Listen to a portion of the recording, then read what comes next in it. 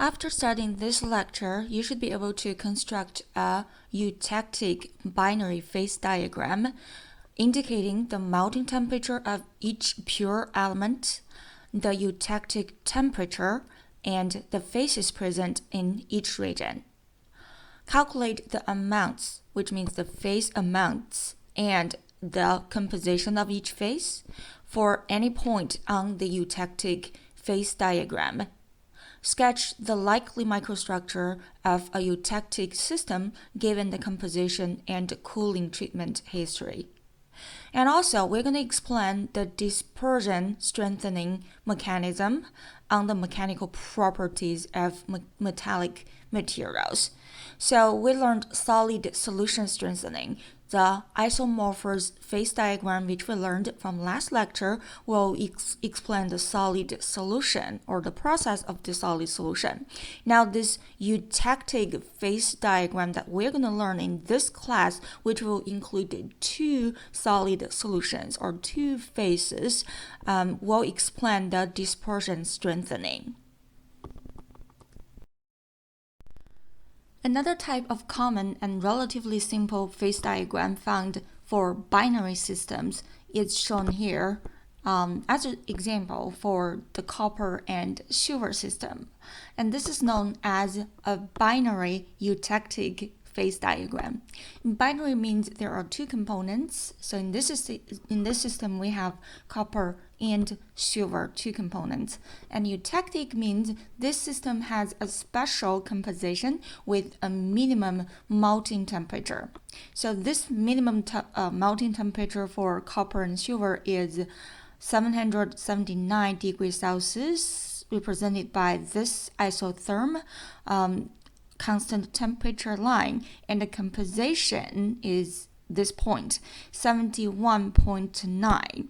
Since this phase diagram showing the composition as the weight percent of silver, that means when we have 71.9 weight percent of silver and the rest of it will be copper, for that alloy or for the alloy with this composition, the melting temperature is a minimum, or it's the lowest among all copper-silver alloys.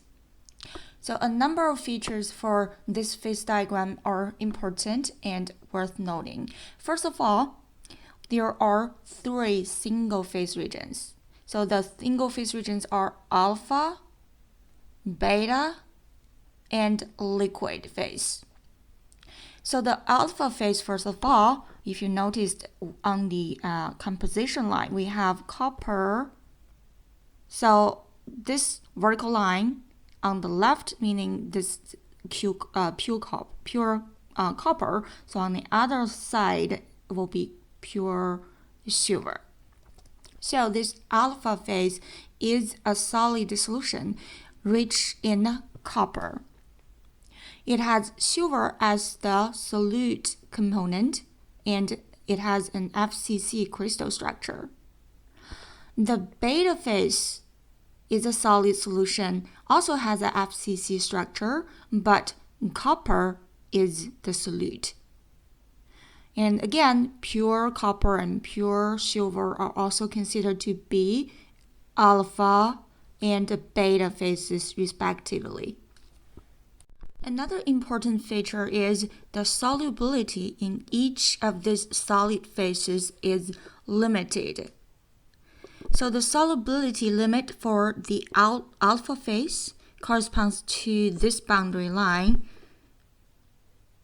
the line between alpha and alpha plus beta, and this boundary between alpha and liquid plus alpha. So we learned this line from last class, which is the solidus line. And this bottom line here, the boundary between alpha and alpha plus beta, so a single solid phase and two solid phase region, this line is called the Solvus line. All right, so along this boundary line, the solubility of silver. Again, remember alpha phase is mostly copper and with silver added in. So the solubility of silver in copper will increase from 0 here all the way to 8.0 weight% of silver at the temperature of 779 degrees Celsius. So that's the maximum amount of silver can be dissolved in copper, which is 8.0 weight%, and at a temperature 779 degrees Celsius at this point. And after that, when we increase the temperature, by the way, it changes with temperature, right? The higher, starting from 400 degrees Celsius, when we increase the temperature, the solubility of silver in copper increases all the way to 8.0.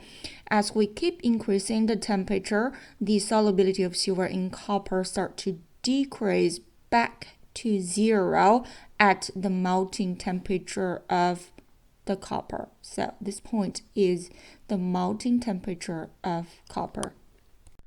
For the beta phase as well, so let's identify those lines first. So this is the Solvus line, which is the boundary between the single alpha phase and a two solid phase region, alpha plus beta phase region.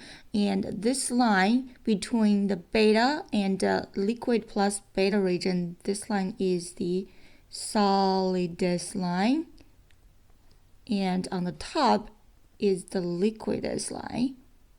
Same for the other side. This line is also the liquidus line, which is the boundary between the liquid phase and the liquid plus solid phase. All right, for this beta phase, again, the solubility is not unlimited. It also has a limit solubility for copper and silver. So beta phase is mostly silver.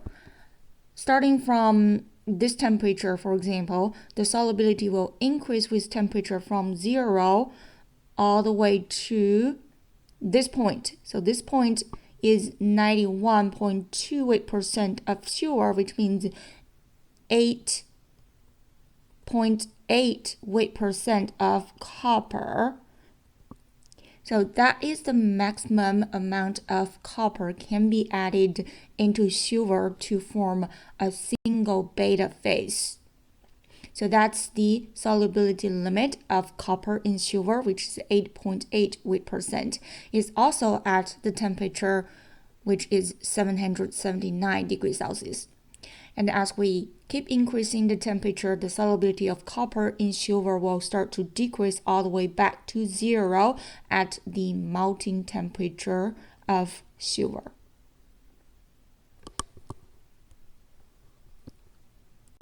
So now if we take a look at along the liquidus line, we figure out that as silver is added to copper along this line, or if we take a look at the left part of the phase diagram, so when we add silver into copper, as silver is added into copper, the temperature at which the alloys become totally liquid decreases along this liquidus line. For example, if we have pure copper, in order to melt all of the copper, this is the temperature to melt the copper completely into liquid phase. Now, if we add more silver, for example, 20% of silver, now increase the temperature all the way up here, all the way to this point, right? The liquidus line means it's the boundary where all the solid will turn into liquid when we increase the temperature. So now this is the temperature that the last solid melt into liquid, or all solid are melted into liquid phase. So compare those 2 points, right? It's decreased.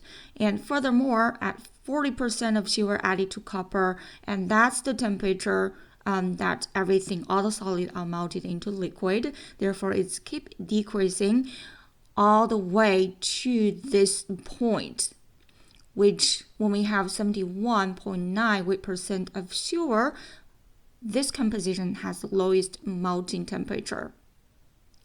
So the melting temperature of copper is lowered by the silver addition.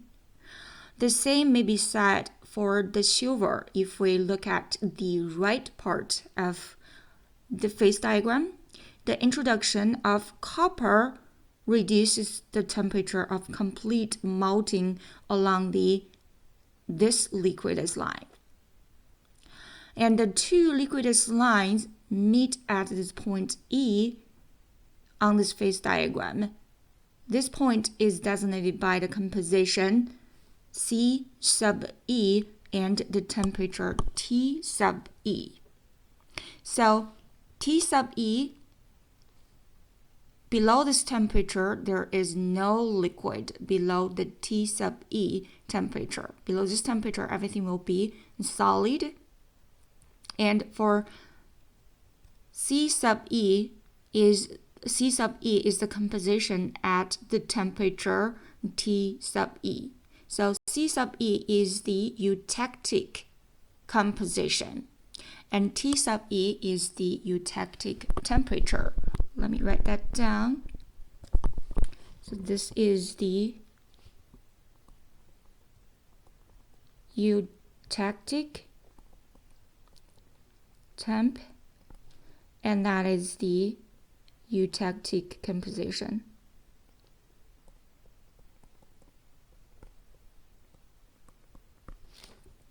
Therefore, for this copper-silver system, the eutectic temperature is 779 degrees Celsius, and the eutectic composition is 71.98% of silver. And also this line, the eutectic temperature line is also called the isotherm because it is a constant temperature line.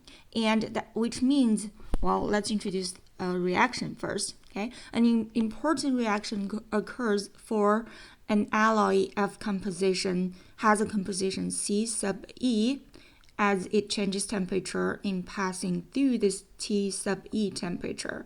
And that means a reaction will happen at this temperature for the given eutectic composition. So this reaction is called the eutectic reaction.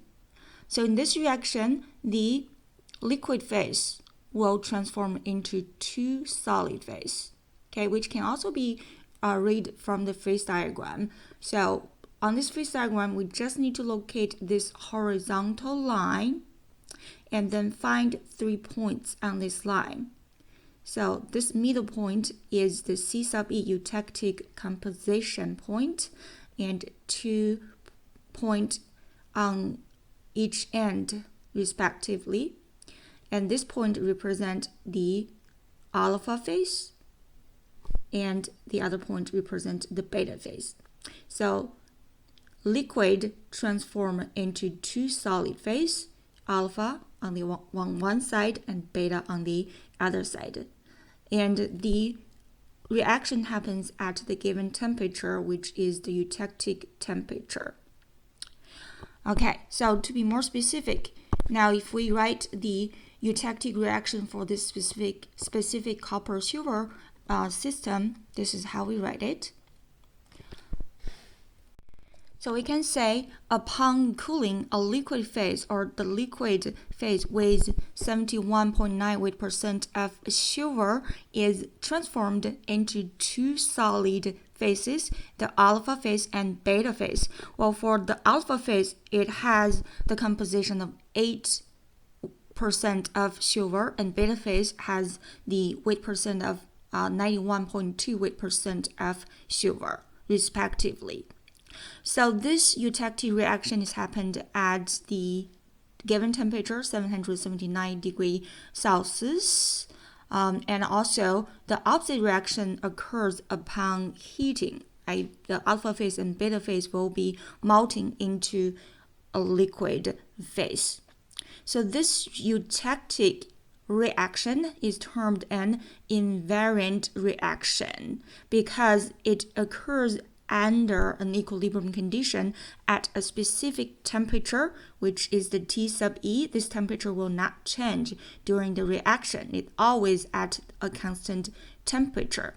and also specific compositions. So the liquid composition must be 71.98% of silver, and the two solid phases formed during the reaction must be 8% of silver in the alpha phase, and beta phase must have the composition of 91.28% of silver. So all of those values are constant, and temperature is also constant. Furthermore, the eutectic reactions upon cooling is similar to the solidification for pure components. However, the solid product of the eutectic solidification is always two solid phases, whereas for a pure component, only a single phase forms. Another very common eutectic phase diagram is the lead and tin equilibrium phase diagram. Again, how do we tell this is a eutectic phase diagram? Well, just look for this horizontal line, which is parallel to the composition axis. And on this line, locate the 3 points, reference points. And above this line, we see it's a liquid. And on each side of this line, we see there are two solids. So that will give us the reaction. Let me put that characteristic line there. So if you see a phase diagram look like this, something like that, and that's a horizontal line and the 3 points. And now above the middle point, we have liquid phase. And to the left, we have a single solid phase, and to the right, we have a single solid phase as well. Now, this reaction will be right as one liquid phase is transformed into two solid phases. So this will be the eutectic phase diagram, or along this line, there is a eutectic reaction at the given temperature. And this is the eutectic temperature and eutectic composition and the eutectic point. So for the given lead and tin phase diagram shown here, the eutectic point is right here at the composition of 61.98% of tin, and the eutectic temperature is at 183 degrees Celsius. And on this phase diagram, we can see more clearly those liquidus lines. So the liquidus line is the boundary between the liquid and liquid plus solid phase. This one as well, between the liquid and liquid plus solid. And the solvus lines are the boundary between a single solid and two solid phases region. Same idea on this one. So if we give a definition or describe this solvus line is a solubility curve that separates a single solid phase region from a two solid phase region in the phase diagram. And we did mention on the previous slides that we only said there are three single phase regions, right? The liquid phase, the alpha, and beta, respectively, 3. There are also 3 two-phase regions. So they are alpha plus liquid, beta plus liquid, and alpha plus beta. So some rules or in the construction of the binary phase diagrams, it is important to understand the following so you do not make any mistakes when I ask you to draw a eutectic phase diagram. First of all, only one or at most two phases may be in equilibrium within a phase field or within each region. So we only have single phase regions or a two-phase region. We do not have a three-phase region. And also, single phase regions are always separated from each other by a two-phase region that consists of the two single phases that it separates. For example, alpha and liquid phase. those two phases are always separated by the combination of alpha plus liquid. Same idea for beta and liquid. The single phase regions, liquid and beta, are always separated by a combination of beta plus liquid. And same for alpha plus beta, or alpha and beta. Right? Alpha and beta are separated by the alpha plus beta. Or another way to do it, or to figure that out, is we can draw a tie line within each region.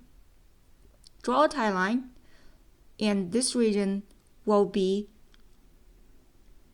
the combination of the two size regions. So this, on the left, this intersection is the alpha region. Right on the right, we have the liquid region. So that means between those two regions will be alpha plus liquid. Same idea for the beta plus liquid. When you draw a tie line, and on the left side we have liquid, on the right we have beta, therefore we have beta plus liquid between them. And on the bottom region, if we draw a tie line, this is alpha and that is beta, between them will be alpha plus beta. Lastly, we mentioned we only have one or at least two phases may be in equilibrium within a phase field. There's only one at one temperature and at one place that three phases may be in equilibrium. That is during the eutectic reaction. Right? Along this line, the three phases, liquid, alpha, and beta, are in equilibrium, but they are not in a region or within a phase field. But that is the only place or only temperature that three phases may be in equilibrium. So given a eutectic phase diagram, we should also be able to locate the phases present, the phase amount, and the phase composition for each phase for a given overall composition and temperature. So in this question, we have 40% of tin and 60% of lead alloy at 150 degrees Celsius. And we're going to determine first the phases present. So first of all, we need to locate that composition temperature point on this phase diagram. So the overall composition is C sub 0, 40% of tin, so that's 40, and the temperature is 150 degrees Celsius. So this is the point given. So since this point lands in this alpha plus beta region, therefore the phases present are alpha plus beta. Second question, the phase compositions, which means what is the composition of the alpha phase and what is the composition of the beta phase. So keep in mind that this horizontal axis is the composition axis, so we can read the composition information directly from this horizontal axis when we draw the tie line or after we draw a tie line. So now let's draw a tie line pass through this point. And now the tie line will meet the alpha phase, or will intercept with the boundary here, this solid line, or meet with the alpha phase. And this point, the corresponding, we draw a perpendicular line to the composition axis, and this corresponding composition will be the C sub alpha, or the composition of the alpha phase. And same idea, the right part of this tie line will meet with the beta phase. And this intersection, from this intersection, we're going to drop a perpendicular line to the composition axis. Now, this point is the composition of the beta phase. C sub beta is 99%. So, the composition of the beta phase is mostly tin, 99% of tin, and just 1% of lead. But for the alpha phase, right, it's a lead-rich solid solution which has 11% of tin, but 89% of lead. Next, we can find the relative amount of each phase or the phase amounts by using the lever rule. So the same lever rule we used from last class. First of all, this side is the alpha phase, right? So the weight percent of alpha phase, remember, use the opposite distance, which is the S, over the total length of the lever, which is R plus S. And using the composition, the S equals to C sub beta minus C sub 0. And the overall length of the lever is C sub beta minus C sub alpha. And substitute the values in. C sub beta we already have, which is 99, and C sub 0 is the overall composition given, which is 40. And C sub beta 99, C sub alpha 11. Yeah. And the answer is 0.67 or 67% of alpha phase. Now the rest of it will be beta phase, so you don't need to perform one more calculation, but if you want to practice, that's okay. So the weight percent of beta phase will be 1 minus weight percent of the gamma phase, which will be 0.33 or 33 weight percent. But if you want to practice the lever rule, remember beta phase is to the right of the lever rule, but we're going to use the left portion, which is the R, over the entire length of the lever. And R equals to C sub 0 minus C sub alpha. And again, the total length of the lever is the C sub beta minus C sub alpha. And substitute values in, you will have the same answer. Second example, also for the lead and tin system, and now this time we have the same given original position or overall composition, 40% of tin, but the temperature now is above the eutectic temperature, which is now at 220 degrees Celsius. First, we're going to determine the phases present again. Same idea, locate the point composition, temperature point. So this is the point, and this point is within the liquid plus alpha region. Therefore, the phases present will be alpha phase plus liquid or liquid plus alpha. The second is to find the phase composition. Now, same idea, to find the phase composition, we're going to draw the tie line. So keep in mind that your tie line is not extending all the way to the far right or all the way to the far left, but starting from this line, this tie line will end immediately at the first boundaries it meets. So, for example, extended to the left will meet the boundary between the alpha and liquid plus alpha, this point here. And extended to the right, it will meet the first boundary over here, which is the boundary between the liquid and the liquid plus alpha. So right at this point.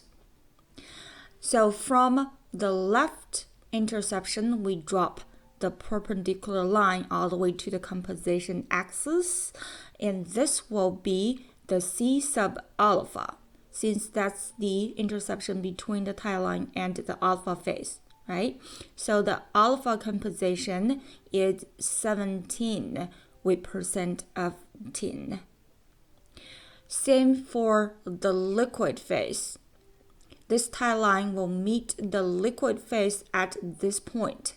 And starting from this point, we drop the perpendicular line to the composition axis, and that will be C sub L, and C sub L on the given phase diagram is 46% of tin. So the answer will be the phase composition for alpha phase is 17 weight percent of tin, and the liquid phase has more tin, which is 46 weight percent of tin. So the next question will be the phase amount for each phase, and we're going to use the lever rule.